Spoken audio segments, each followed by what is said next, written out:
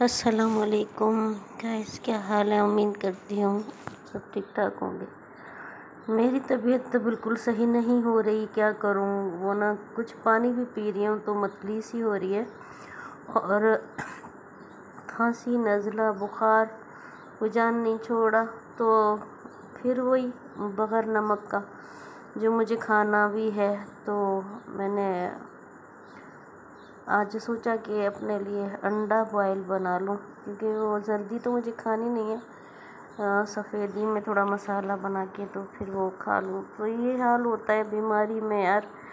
अल्लाह पाक ऐसी बीमारियों में किसी को ना डाले, तो कम से कम दूसरी बीमारियां हैं जैसे कि उम्मीद तो होती है कि इंशाल्लाह ठीक हो जाएगा कुछ। यहाँ पे तो अल्लाह पाक माफ़ी दे, उम्मीद रब में हमेशा है, अब भी है मुझे। लेकिन जो हालात हैं, जैसे कि शुरू से यही कि मेरा कीमो लगता है तो तड़प जाती हूँ। लेकिन ये है कि अब थोड़ा डोज कम कर दिया तो तकलीफ़ तो है अपनी जगह पे, लेकिन वैसी नहीं है जो कि होती थी। लेकिन अब फिर दूसरी तकलीफ़ों ने सर उठाना शुरू कर दिया कि मुझे बुखार हो रहा है। बुखार किस वजह से हो रहा है पता नहीं, और आए दिन सर्दी से बुखार चढ़ जाता है।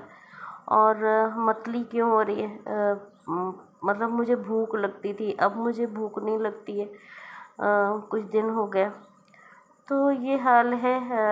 आप लोग मेरे लिए दुआ करें। लोग कहते हैं कि भी जर्नी अपने, तो यार मैं जर्नी क्या शेयर करूं कि मैं कह रही हूँ कि 2 साल से जिस बीमारी से मैं जूझ रही हूँ, तो मुझे कुछ याद भी नहीं रहता कि मैं किस हाल में हूँ और क्या करूँ। शुरू में तो बहुत बहुत ज़्यादा कॉम्प्लिकेशन था, बहुत हालत ख़राब था। शुरू में जब मुझे लीवर पे अफेक्ट हुआ, जब मेरा ब्रेस्ट पक गया था, और ब्रेस्ट को तो छोड़ के डॉक्टर लीवर के लिए परेशान थे।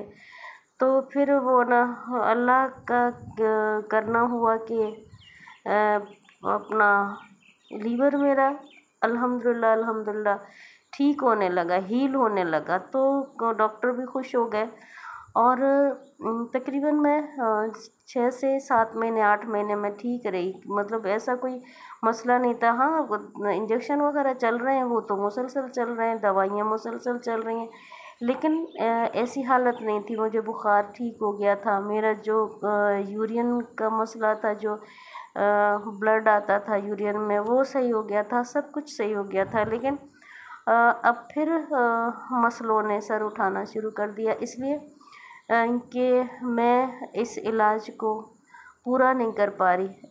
कि वो ना इतने महंगे महंगे इंजेक्शन होते हैं, और इतनी महंगी महंगी दवाइयाँ होती हैं, जो कि डॉक्टर बेचारे ज़ाहिर है तनख्वाह देते हैं कि ये अफोर्डेबल तो है नहीं, तो इसको क्या, वो डॉक्टर बेचारे कोशिश कर रहे हैं। तनख्वाह मतलब वो नहीं कि मेरा इलाज नहीं कर रहे, इलाज कर रहे हैं, लेकिन मुझे बता नहीं पा रहे हैं तो मैं किस मसले से और किस उससे जूझ रही हूँ।